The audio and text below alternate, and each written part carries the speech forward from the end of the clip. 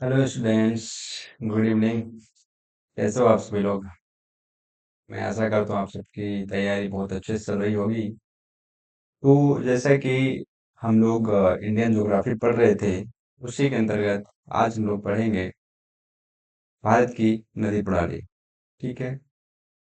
ये जो चैप्टर है वह UPSC, PSC and other exam जिसमें आपका जीके आता है, उसमें आपका ये काम करेगा। ठीक है। और ये क्लास 9th से भी रिलेटिव है, क्योंकि क्लास 9th का जो ज्योग्राफी है वो इंडियन ज्योग्राफी ही है टोटल। तो आप इसको पढ़ के उसमें भी आप महारत हासिल कर सकते हैं।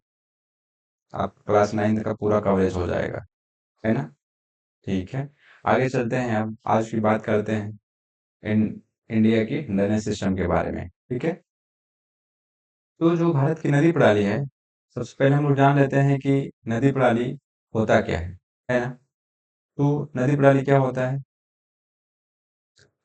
नदी प्रणाली उस संपूर्ण क्षेत्र को कहते हैं जिसमें कोई मुख्य नदी, उसकी सहायक नदियां एवं उप शाखाएं बहती हैं। तो नदी प्रणाली उस संपूर्ण क्षेत्र को कहते हैं। मान लीजिए कि एक नदी ऐसे ऐसे बह रही है, ठीक है ना? इसकी एक सहायक नदी इधर से आगे, इधर से आगे, इधर से, ये सहायक नदी हो गई इधर से इधर से। इसका ये जो पूरा एरिया है ना, ये इसका नदी प्रणाली कहलाएगा। ठीक है। भारत में पर्वतीय क्षेत्र और मैदान दोनों में बहने वाली नदियां पाई जाती हैं। ठीक है। भारत की मुख्य नदियों को मुख्यतः दो भागों में बांटा जाता है। भारत की जो नदियां हैं, नदी प्रणाली है, इसको मुख्यतः दो भागों में बांटा जाता है। फर्स्ट है हिमालय में, हिमालय से, और सेकंड है प्रायद्वीपीय से। ठीक है ना? हिमालय नदी प्रणाली को देख लेते हैं। कौन कौन से दो भाग में बांटा गया, वो कौन कौन सी है? हिमालय नदी प्रणाली और प्रायद्वीपीय नदी प्रणाली। ठीक है। तो अब देख लेते हैं हिमालय नदी प्रणाली की नदियों की क्या विशेषता है। ठीक है। ये नदियाँ बारहमासी होती हैं, यानी पूरे साल जल प्रवाह होता रहता है। इसका क्या रीज़न है जानते हैं? जो हिमालय के ग्लेशियर होते हैं, ठीक है ना? इनका स्रोत हिमालय के ग्लेशियर होते हैं। इन नदियों की घाटियाँ गहरी और यू आकार की होती हैं। ठीक है। क्योंकि ये नदियाँ एक तरीके से माना जाता है कि नई नदियाँ हैं। ठीक है। और ये बारहमासी हैं, मतलब हमेशा चलता रहता है। 12 महीने, चाहे बरसात का मौसम हो चाहे गर्मी का मौसम हो। बरसात में तो ठीक है, वर्षा का पानी आ जाता है। और जब ठंडी या कुछ भी होता है, गर्मी में होता है, तो इसमें क्या हो जाता है, ग्लेशियर का पानी आ जाता है। ठीक है ना? तो ये इसके बहाव की वजह से ये घाटी, योगार की घाटी बनती है। ठीक है ना? अब देख लेते हैं प्रायद्वीप पठार की विशेषताएं। प्रायद्वीपीय नदी प्रणाली की विशेषताएं क्या है? ठीक है। प्रायद्वीपीय नदी प्रणाली, पेनिनसुलर रिवर्स। ठीक है। इसकी मुख्य विशेषता की बात करें तो ये अधिकांश नदियां ऋतु पर आधारित होती हैं। कैसी होती हैं? ऋतु पर आधारित होती हैं। इसमें कोई ग्लेशियर नहीं होता है। ठीक है। और गर्मी गर्मी के दिनों में इसमें पानी कम मात्रा हो जाती है। ठीक है।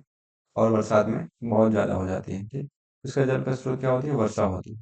ये नदियाँ प्राचीन पठारी भागों से निकलती हैं और चट्टानी भूमि में गहरी नहीं होती। ये नदियाँ जो हैं प्राचीन पठारी भागों से निकलती हैं और चट्टानी भूमि से गहरी नहीं होती। उसमें गहरा इसलिए हो जाता है क्योंकि वो मैदानी इलाके में चली जाती है ना, बारहमासी नदियाँ। ठीक है। ये है कि चट्टानी भाग में जाती है, इसलिए ज़्यादा गहरा नहीं कर पाती हैं। ठीक है। इस बात का आपको ध्यान रखना है। उसके बाद हम लोग एक एक करके देखते हैं, अच्छे से डिटेल से पढ़ते हैं थोड़ा सा। ठीक है। हिमालय की प्रमुख नदी प्रणालियाँ। हिमालय की नदी प्रणालियों में आपको तीन मुख्य नदी प्रणालियाँ मिलेंगी। फर्स्ट है सिंधु नदी प्रणाली, सेकंड गंगा नदी प्रणाली, थर्ड है, थर्ड कौन सी? ब्रह्मपुत्र नदी प्रणाली। ठीक है। अब हम लोग इन तीनों का एक एक करके डिटेल से अध्ययन करेंगे। ठीक है।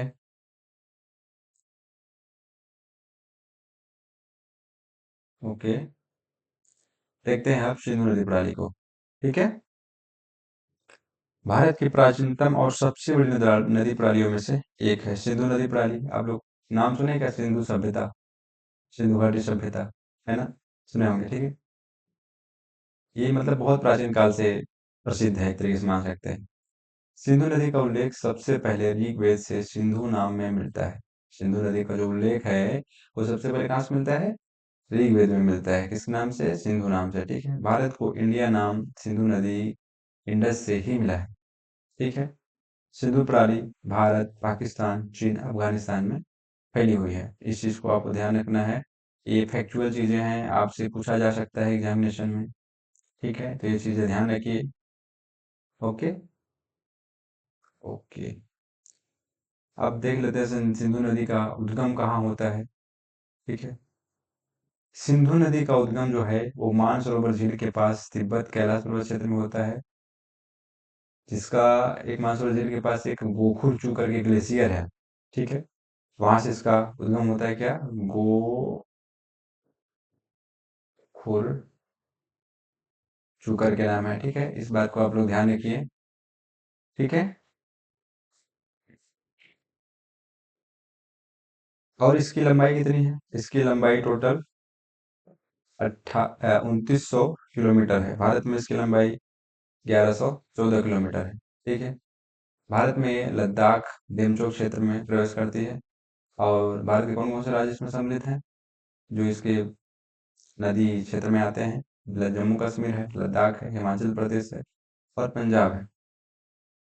पंजाब और सिंध प्रांत से होकर कराची के पास से अरब सागर में गिरती है। पाकिस्तान में ये पंजाब कराची पास से होकर अरब सागर में गिर जाती है।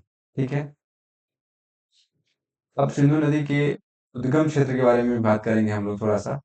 ठीक है ना, क्या होता है इसका उद्गम वगैरह। ठीक। ठीक है, तो हम लोगों ने बताया, इसका उद्गम बताया, लंबाई बताया हमने इसका। ठीक है, और अब इसके सहायक नदियों के बारे में बात करेंगे। सिंधु नदी की सहायक नदियां। ठीक है, सिंधु नदी के बाएं किनारे की जो सहायक नदियां हैं वो हैं झेलम नदी, चिनाब नदी, सतलज नदी, ब्यास और रावी। ठीक है, तो झेलम नदी कहाँ से निकलती है? ये वेरीनाग जम्मू कश्मीर से निकलती है। इसकी क्या विशेषता है कि यहाँ पे डल और भूलर झील से होकर ये बहती है। ठीक है, और पाकिस्तान के मैनला डैम से होकर भी गुजरती है। ठीक है ना, ये सब चीजों का आपको ध्यान रखना है। ठीक, और इसके दाएं और से मिलने नदियों में शोक है, काबुल है, खुर्रम है, गोमल है। ठीक है, झेलम को वितस्ता भी बोलते हैं। क्या बोलते हैं? झेलम को प्राचीन काल में क्या बोलते हैं? वितस्ता भी बोलते हैं। ठीक है, ये चीज आपको ध्यान रखना है। और जो श्रीनगर है, आ, श्रीनगर, ठीक है, ये इसी नदी के किनारे स्थित है। आप लोगों को ये भी ध्यान रखना है, किसके नदी किनारे स्थित है श्रीनगर? ये है झेलम नदी के किनारे। ठीक है, इसकी एक प्रमुख सहायक नदी है जिसका नाम है किशन गंगा। क्या? किशन गंगा। इसकी प्रमुख सहायक नदी है झेलम की, उसका नाम है किशन गंगा। ठीक है, जिसे पाकिस्तान में नीलम कहा जाता है। क्या कहा जाता है? पाकिस्तान में क्या कहा जाता है? नीलम। ओके, अब बात करें चिनाब नदी की। चिनाब जो है ये हिमाचल प्रदेश के बारालाचा दर्रे के पास होके निकलती है। सबसे जल प्रवाह वाली सहायक नदी है ये। मतलब सिंधु नदी का जो है सबसे ज्यादा जल प्रवाह कौन सा लेकर आती है नदी? यही चिनाब नदी ही लेके आती है। ठीक है, इसकी लंबाई कितनी है? इसकी लंबाई टोटल है 1180 किलोमीटर की लंबाई में है। ठीक है ना, तो बात करते हैं झेलम की। मैंने आपको नहीं बताया है, ये है 212 किलोमीटर। कितना? 212 किलोमीटर की लंबाई में झेलम है। ठीक है, अब नेक्स्ट चलते हैं।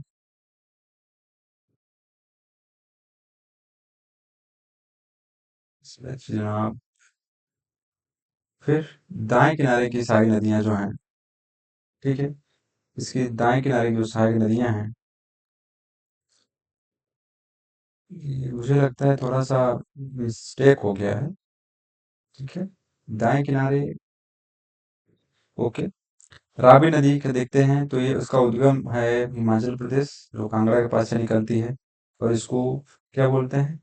इसको प्राचीन काल में क्या बोला जाता था? परुश्री और इरावती बोला जाता था। क्या? परुश्री और इरावती। ठीक है, और ये पंच नद में से सबसे छोटी नदी है।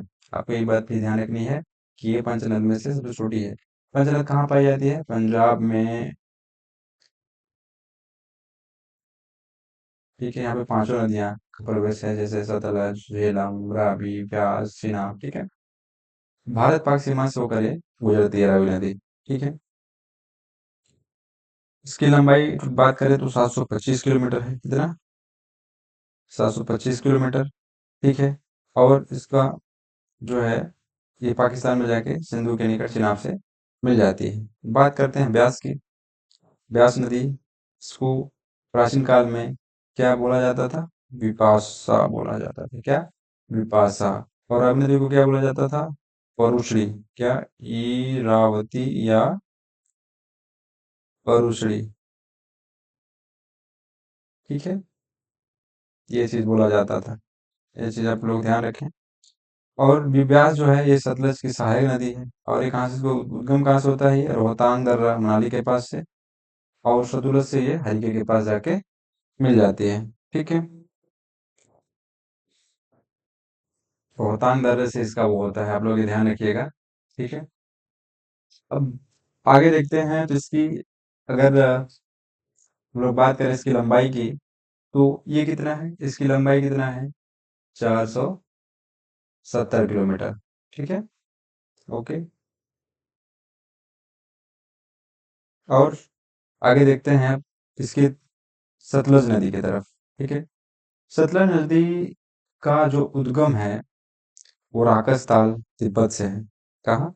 मानसरोवर झील के पास ही राकसताल नामक झील है, वहां से ये निकलती है और शिवकीला दर्रे से भारत में प्रवेश करती है। ठीक है, यह नदी हिमाचल और पंजाब से होकर बहती है। भारत का भाखड़ा नांगल डैम इसी नदी पर स्थित है। ठीक है, और इसकी टोटल लंबाई कितनी है? इसकी टोटल की लंबाई की बात करें तो 1050 किलोमीटर इसकी टोटल लंबाई है। ठीक है, और ये चैंपियन की सहायक नदी भी मानी जाती है। ओके, आपको मैंने बताया अभी कि सिंधु नदी की सहायक नदियां कौन कौन सी हैं। सबसे पहले झेलम है, चेनाब है, रावी है, ब्यास है, सतलुज है। ये बाएं किनारे पे आके मिलती हैं। ठीक है, आप ये चीज थोड़ा सा ध्यान रखिएगा, दाएं किनारे ना होकर यहाँ पे बाएं किनारे से ही ये आके मिलती हैं आपको। ठीक है ना? और दाएं किनारे से जो है वो पाकिस्तान से मिलती हैं वो नदियां। ये नदियों का नाम है, कोमल नाम है, कुर्रम, मैंने आपको बताया था ना, काबुल। ठीक है, ये नदियां जो हैं इससे आके मिलती हैं। इस चीज को आप लोग ध्यान रखिए थोड़ा सा।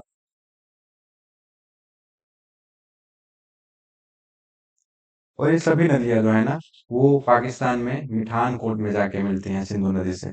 ठीक है, ये चीज भी आप लोग ध्यान रखिए। इसके बाद हम लोग आगे जाके आगे बात करते हैं इसमें एक समझौता, जिसको क्या बोला जाता है?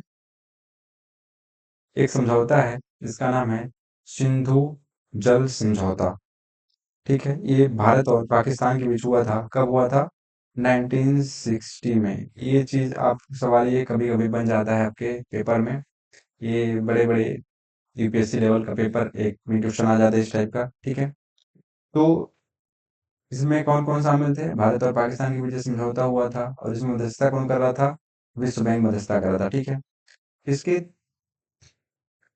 मुख्य बिंदु जो हैं वो थे कि तीन पूर्व नदियां जो थी पूर्व साइड की, वो रावी, ब्यास, सतलुज, जो भारत को दी गई। ठीक है, और तीन पश्चिमी नदियां जो थी सिंधु, झेलम, चिनाब, वो पाकिस्तान को। मतलब इसमें ऐसा ऐसा बोला गया था कि आप 80% पानी मतलब इसका यूज करता है भारत, रावी, ब्यास और सतलुज का। और सिंधु, झेलम, चिनाब पाकिस्तान को दी गई, मतलब इसमें 80% पानी उसका वो यूज करता है। ठीक है, दोनों देशों के बीच यह जल विवादों को समाधान के लिए समझौता हुआ था। ठीक है, इस चीज को आप ध्यान रखिए कि सिंधु जल समझौता कब हुआ था ये भी, और किसके किसके बीच हुआ था, और किसका कितना परसेंट कौन पानी लेगा। ठीक है ना? ये चीज भी आप लोग ध्यान रखिए। ओके, चलिए आगे बढ़ते हैं थोड़ा। अब बात करते हैं गंगा नदी प्रणाली की। हम लोगों ने सिंधु नदी प्रणाली देख लिया। अब हम लोग बात करेंगे गंगा नदी प्रणाली की। ठीक है, आज हम लोग प्रयास करेंगे कि पूरा ड्रेनेज सिस्टम खत्म कर दें। ठीक है, शॉर्ट तरीके से, मैं ज़्यादा विस्तार से अपन बताऊंगा नहीं। मैं प्रयास करूंगा कि शॉर्ट टाइम में ही ज़्यादा से ज़्यादा आपको कंटेंट प्रोवाइड कराया जाए। ठीक है, तो बात करते हैं गंगा नदी प्रणाली की, तो यह भारत की सबसे लंबी और महत्वपूर्ण नदी है। ये भारत की जो है सबसे लंबी नदी है, ठीक है। गंगा नदी पवित्रता, संस्कृति, कृषि और आबादी की घनता के लिए भारत की जीवन रेखा मानी जाती है। यह नदी उत्तर भारत के मैदानों से होकर बहती है और बड़ी संख्या में सहायक नदियों से जुड़ी है। अब बात करते हैं इसके उद्गम की, तो ये जो है ना एक गंगोत्री ग्लेशियर से निकलती हैं, मेनली माना जाता है, ठीक है, जहाँ से भगीरथी नामक का उद्गम होता है, ठीक है। और एक इधर से अलकनंदा अलकनंदा नदी आती हैं। इन दोनों का जो सम्मिलित रूप होता है ना, ये देवप्रयाग में मिलती हैं। कहाँ पे? देवप्रयाग, ठीक है। यहाँ से इसका नाम पड़ जाता है गंगा। क्या? गंगा। यहाँ से क्या पड़ जाता है ना? गंगा पड़ जाता है, ठीक है। और गंगा नदी का मुख्य स्रोत उत्तराखंड में स्थित गंगोत्री हिमनद है। ये जो यहाँ पे है ना, एक भगीरथी कहाँ से निकलती है? गंगोत्री हिमनद से। तो ये ध्यान रखिएगा, ठीक है।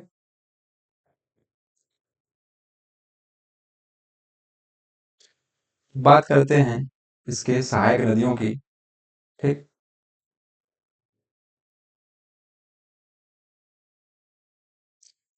आप लोग देख लीजिए पहले यहाँ पे अच्छे से, मैंने कंटेंट ये राइट किया हुआ है। तो उद्गम कहाँ से होती है? गंगोत्री ग्लेशियर से निकलने वाली भगीरथी नदी से, उत्तराखंड में जो है, ठीक है ना।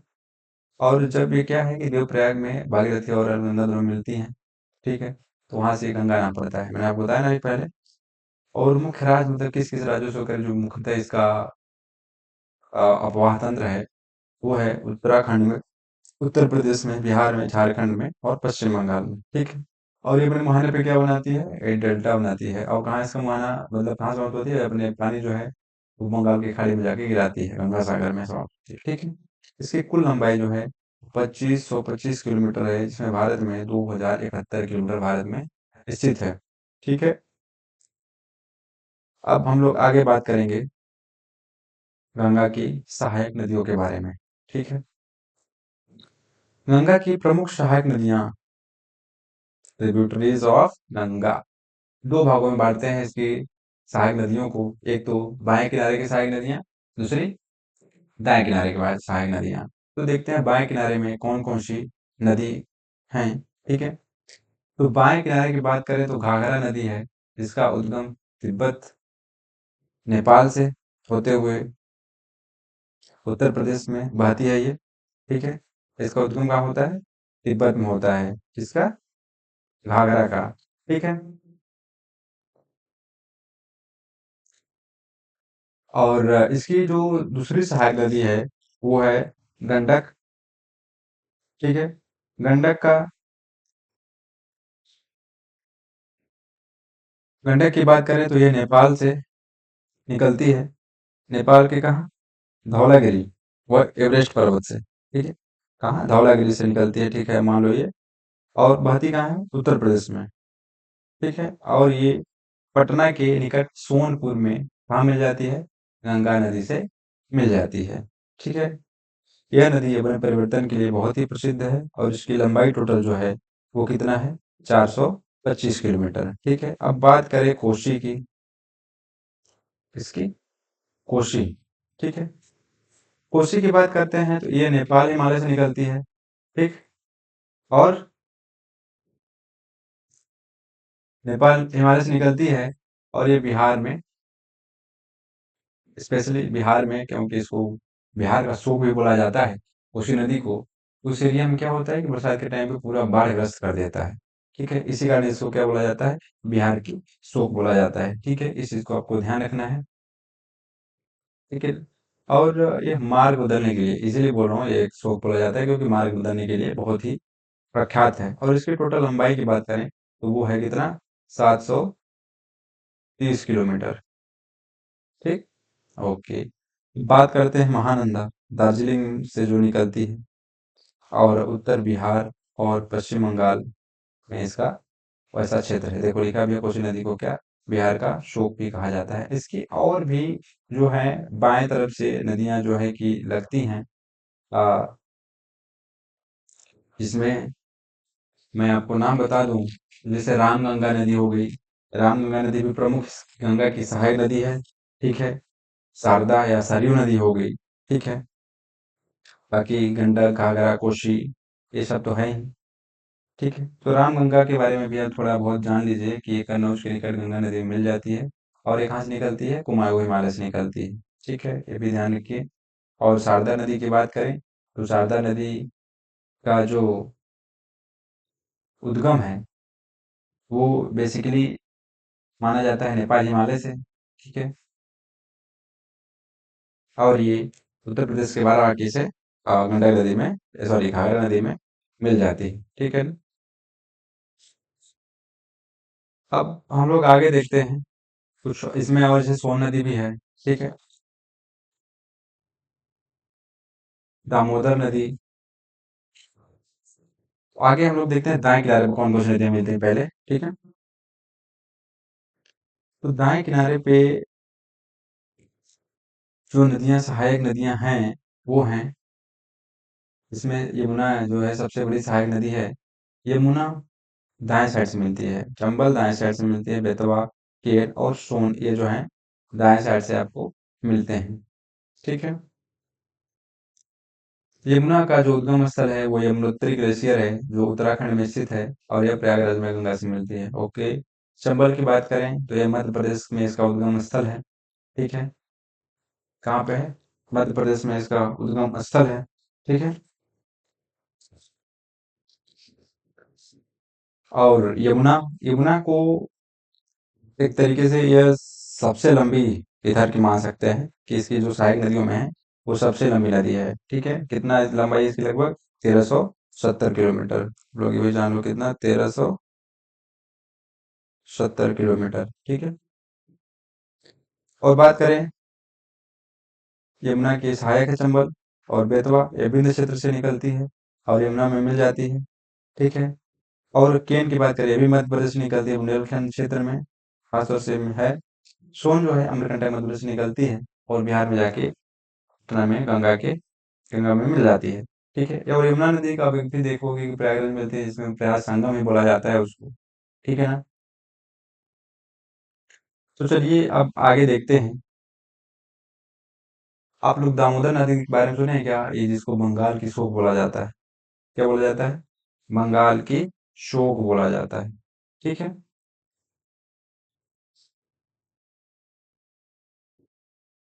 अब हम लोग आगे देखते हैं ब्रह्मपुत्र नदी के बारे में थोड़ा सा। अभी गंगा नदी कुछ विशेषताएं हैं जिसको हम लोग देख लेते हैं थोड़ा। ठीक है। गंगा नदी प्रणाली की प्रमुख विशेषताएं। पहली बात तो ये बारहमासी नदियां हैं, क्योंकि ये हिमनद और वर्षा दोनों से प्राप्त करती हैं। ठीक है। सिंचाई और कृषि, भारत में सबसे उपजाऊ गंगा यमुना दोआब जो है वो स्थित है। जनसंख्या, भारत सबसे अधिक जनसंख्या वाली भी है घाटी, डेल्टा सुदर्शन डेल्टा जो दुनिया का सबसे बड़ा डेल्टा है ना।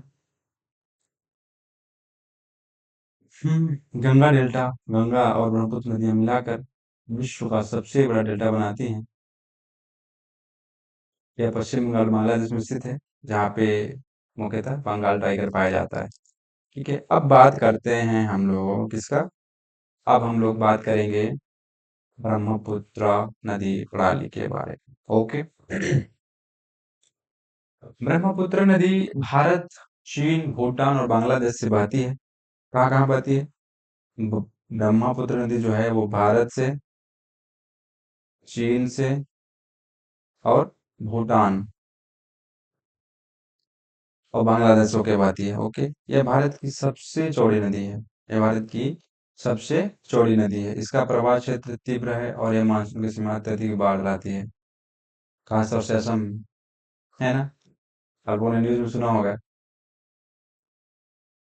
अब बात करते हैं कि ब्रह्मपुत्र नदी का उद्गम और मार्ग कैसा है। ठीक है। तो उद्गम इसका जो है वो चेमा युंगडुंग ग्लेशियर मानसरोवर झील के पास तिब्बत से होता है। और तिब्बत में इसको सांगपो बोला जाता है। ठीक है। और भारत में प्रवेश जब करती है अरुणाचल प्रदेश में नामचा बर्मा पर्वत के पास से, ठीक है, भारत में प्रवेश करती है। और भारत में इसको दिहांग और ब्रह्मपुत्र भी बोला जाता है। ठीक है। बांग्लादेश में इसका नाम जमुना और जो पद्मा गंगा से मिलती है तब बोला जाता है।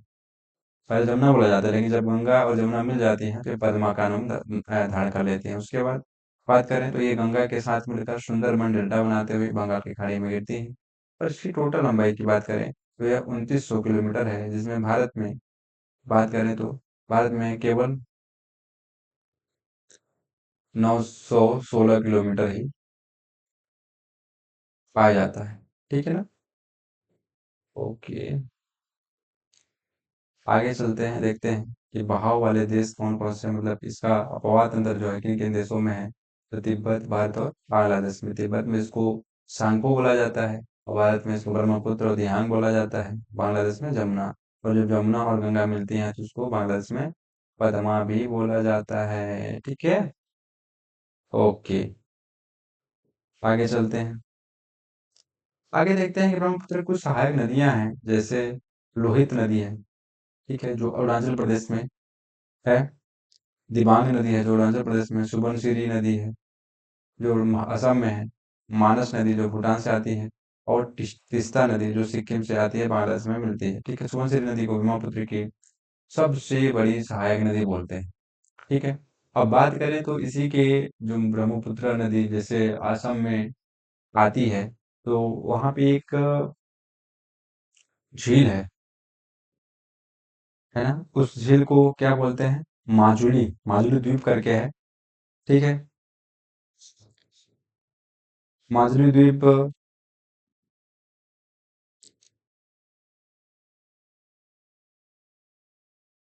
एक सेकेंड, ये जो है द्वीप है ना, ये सबसे बड़ा द्वीप है, एक तरीके से बोला जाता है कि नदी द्वारा बनाया गया सबसे बड़ा द्वीप है माजुली द्वीप। ठीक है, और सुंदरबन डेल्टा, मैंने अभी पहले ही पढ़ा गंगा नदी में, तो ब्रह्मपुत्र और गंगा मिलकर दुनिया का सबसे बड़ा डेल्टा बनाते हैं। ये डेल्टा पश्चिम बंगाल और बांग्लादेश में फैला है। यहाँ रॉयल टाइगर टाइगर पाया जाता है। ठीक है, मेगा भी पाए जाते हैं। ओके, अब आगे देखते हैं झीलों के बारे में। सॉरी, अभी प्रायद्वीपीय नदी प्रणाली है सेकंड। ठीक है, हिमालय वैली तो कंप्लीट हो गया। हिमालय नदी प्रणाली, हिमालय नदी प्रणाली में हम लोगों ने क्या क्या पढ़ा? हिमालय नदी प्रणाली में हम लोगों ने सिंधु नदी प्रणाली, गंगा नदी प्रणाली और ब्रह्मपुत्र पढ़ा। ठीक है ना? अब बात करेंगे प्रायद्वीपीय नदी प्रणाली के बारे में। ठीक है, तो भारत का प्रायद्वीपीय क्षेत्र पुराना स्थिर और कठोर चट्टानी पठार है। यहाँ की अधिकांश नदियां ऋतु आधारित होती हैं, यानी वे मानसून वर्षा पर पूरी तरह निर्भर होती हैं। ठीक है, ये नदियां पठारी क्षेत्र से निकलती हैं, इसलिए इनका मार्ग सीधा गहरा नहीं होता और ये घाटियां वाला होता है। ठीक, अधिकांश नदियां पूर्व की ओर बहती हैं और बंगाल की खाड़ी में गिरती हैं। कुछ प्रमुख नदियां पश्चिम की ओर बहती हैं और अरब सागर में गिरती हैं, जैसे नर्मदा और ताप्ती। ओके, नर्मदा और ताप्ती ऐसी दो नदियां हैं जो पूर्व से पश्चिम की ओर बहती हैं, यानी ढाल के विपरीत बनती बहती है। बात करते हैं प्रमुख नदियों की, तो ऐसी नदियां जो पूर्व वाहिनी नदियां हैं, यानी कि जो बंगाल की खाड़ी में गिरने वाली नदियां हैं, उनके बारे में बात करते हैं। तो जो नदियां बंगाल की खाड़ी में गिरती हैं उनमें है गोदावरी, जिसका उद्गम है त्र्यंबकेश्वर महाराष्ट्र से होता है, जिसकी टोटल लंबाई कितनी है? 1465 किलोमीटर है। और ये दक्षिण की गंगा बोला जाता है क्योंकि यह प्रायद्वीप की सबसे बड़ी नदी है। ठीक है, और बात करते हैं सेकंड नंबर कृष्णा। यह महाराष्ट्र के महाबलेश्वर से निकलती है और इसकी लंबाई जो है वो 1400 किलोमीटर है, और यह कर्नाटक आंध्र प्रदेश से होकर बहती है। कृष्णा नदी को भी सांस्कृतिक तौर से इसको गंगा बोला जाता है, प्रायद्वीपीय भारत का। ठीक है, सांस्कृतिक तौर पे।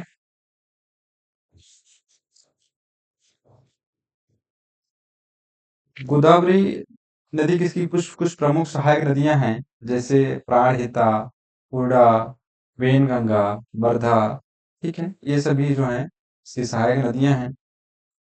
और कृष्णा नदी की बात करें तो यह प्रायद्वीपीय भारत की दूसरी सबसे बड़ी नदी है, जो कर्नाटक और आंध्र प्रदेश से होकर बहती है। ठीक है ना?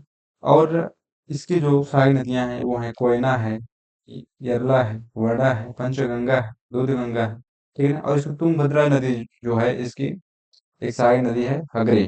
ठीक है, इसको वेदावती भी बोला जाता है। ठीक, अब बात करते हैं कावेरी की। तो कावेरी जो है ये तलकावेरी कर्नाटक से, कहाँ से? तलकावेरी कर्नाटक से निकलती है। तो इसकी टोटल लंबाई जो है वो 800 किलोमीटर है। ठीक है। और तमिलनाडु में डेल्टा बनाकर सागर में मिलती है। तो कावेरी नदी को क्या बोला जाता है? कावेरी नदी को, ये अपने इसमें क्या है, जलप्रपात है। आप लोग सुने हैं क्या? शिव समुद्रम जलप्रपात इसी नदी पे बनता है, ये वाली जलप्रपात। ठीक है। इसके प्रवाह क्षेत्र को दक्षिण भारत का चावल का कटोरा भी बोला जाता है। ठीक है।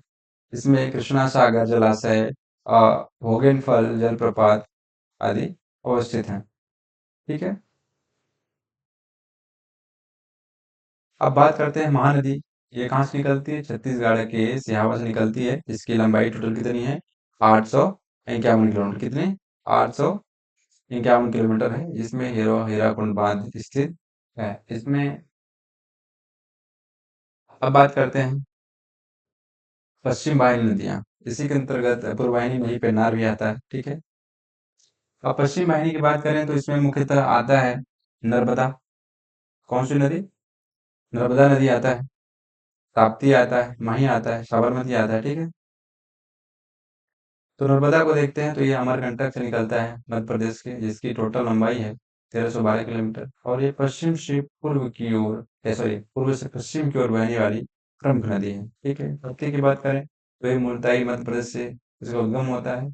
और ये टोटल इसकी लंबाई जो है 724 किलोमीटर है। और ये महाराष्ट्र और गुजरात में बहती है बेसिकली।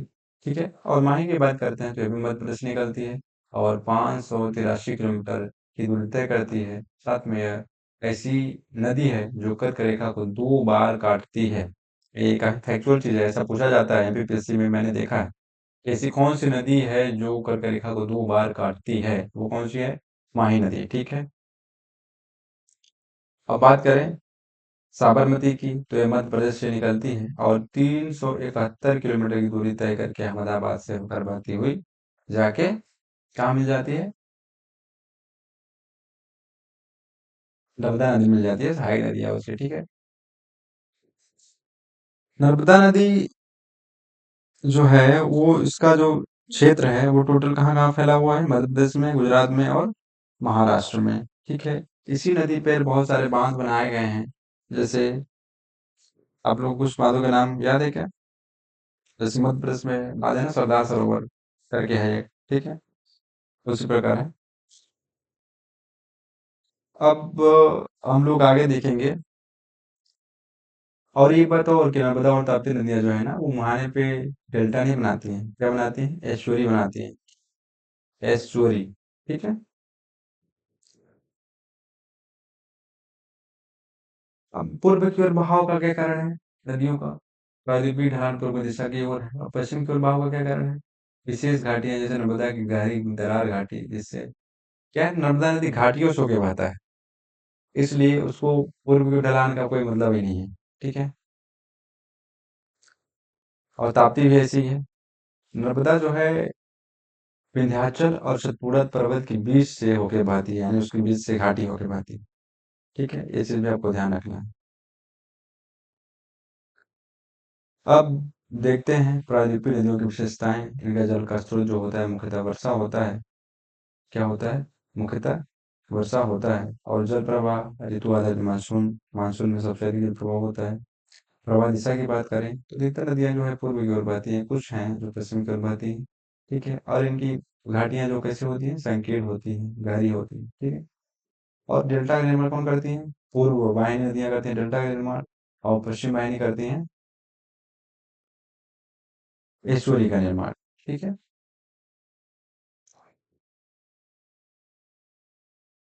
कुछ महत्वपूर्ण योजनाएं हैं, जैसे हीराकुंड बांध की बात करें। हीराकुंड महानदी पे है। वो कहाँ पे है? उड़ीसा में है। सागर डैम जो है बेतवा नदी पे, कहाँ पे है? कर्नाटक में है। कोयना डैम है, कोयना नदी पर, कहाँ? महाराष्ट्र में, है ना। और बात करें तो सरदार सरोवर, मैंने आपको बताया नर्मदा नदी है, कहाँ पे? गुजरात में है, सॉरी। और नागार्जुन सागर किस नदी पे है? कहाँ पे है? तेलंगाना और आंध्र सीमा पे है। ठीक है।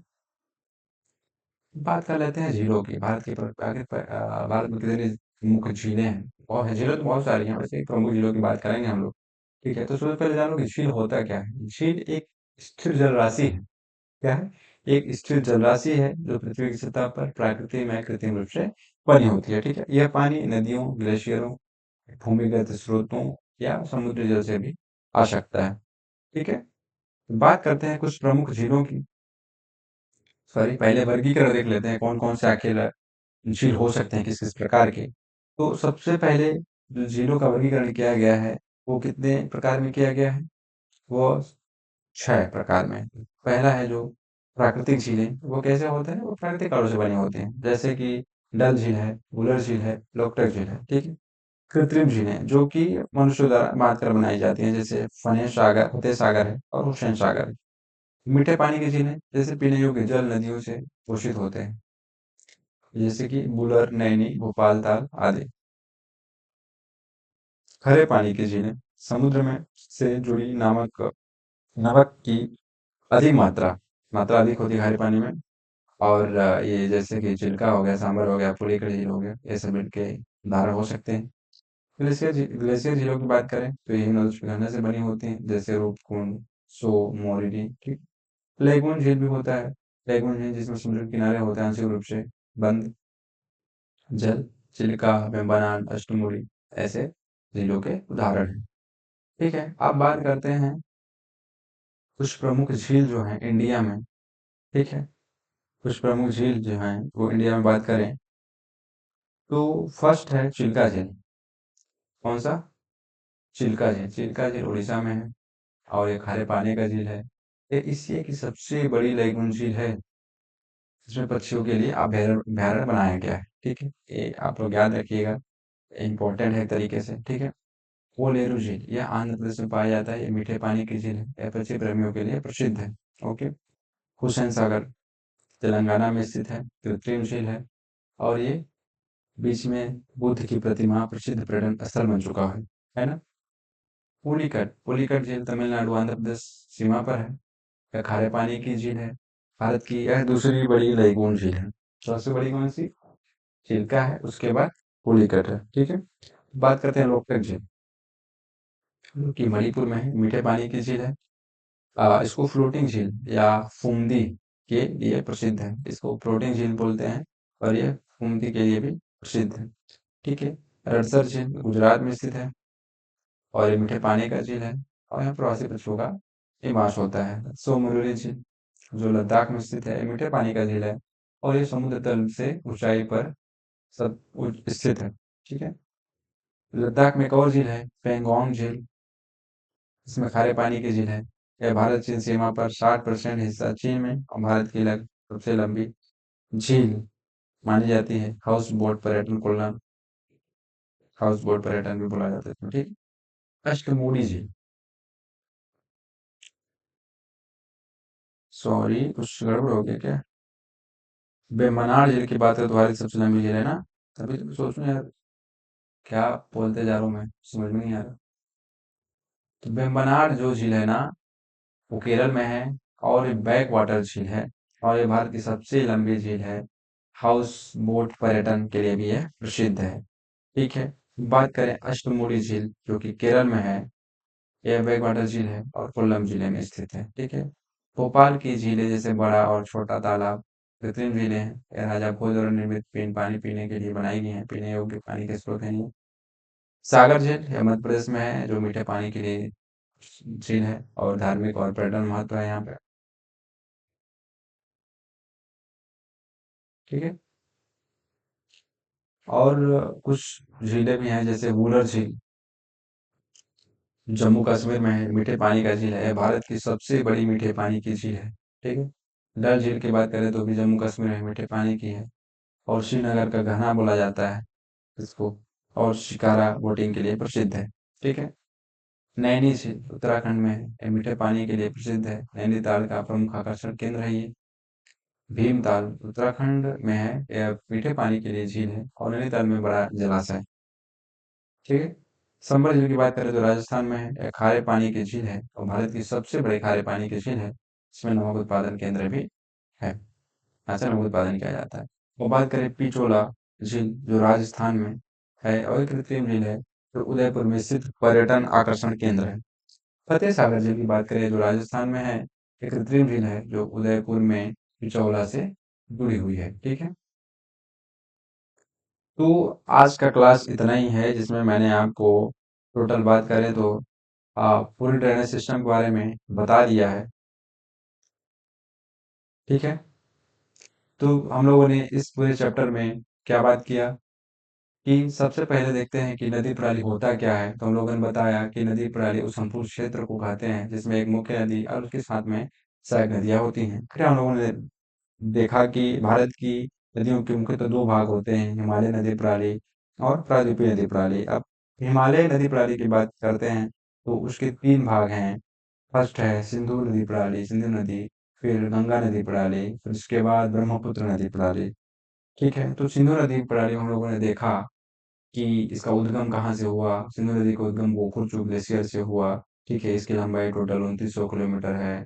ठीक है, और हम लोगों ने देखा कि इसकी सहायक नदियां जो हैं, सहायक नदियां बाईं ओर से मिलने वाली सहायक नदियां जैसे झेलम हो गया, चिनाब हो गया, सतलज हो गया, ब्यास हो गया, रावी हो गया, है ना। और दाईं ओर से नदियां जो मिली हैं वो काबुल है, कुर्रम है। ठीक है, ये सब नदियां हैं। और आगे हम लोग देखेंगे कि गंगा नदी प्रणाली जैसे हम लोग ने देखा कि भारत की सबसे बड़ी नदी है और इसको पवित्र नदी में भी माना जाता है। इसकी टोटल लंबाई 2525 किलोमीटर है ना।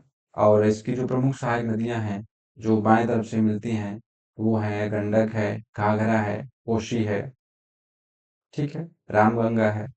ये सब बाईं तरफ हैं और दाईं तरफ की बात करें तो सोन है, केन है, यमुना है, बेतवा है, चंबल है।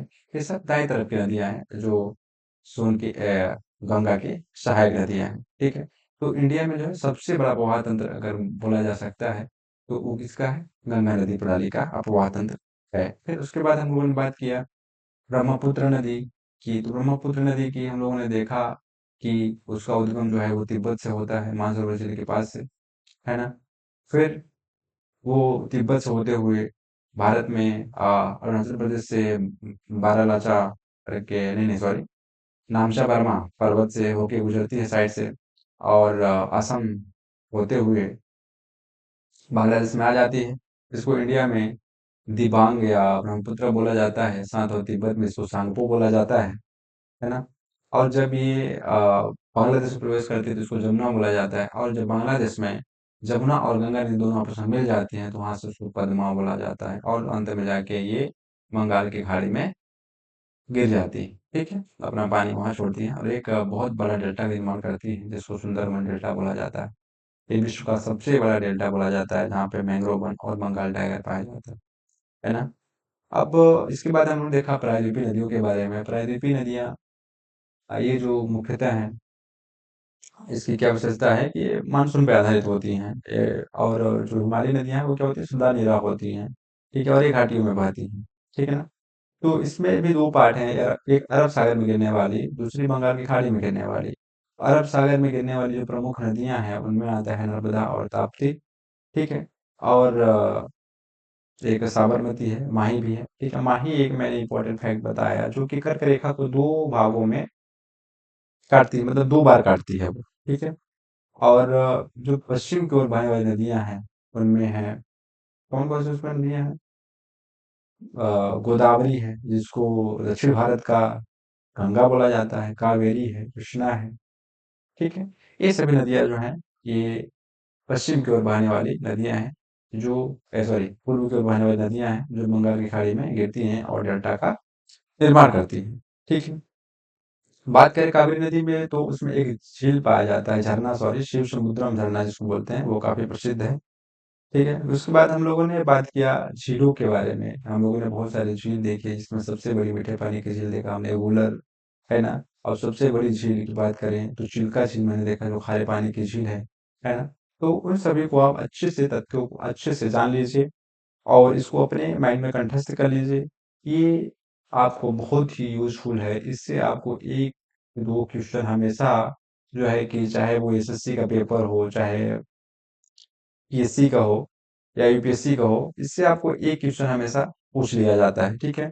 तो इस चीज़ को आपको ध्यान में रखते हुए आप लोग इस चैप्टर को अच्छे से पढ़िए, और ये चैप्टर अच्छा लगता है आपको तो इस चैप्टर को लाइक करिए वीडियो को, और सब्सक्राइब करिए, साथ में दोस्तों को शेयर करिए।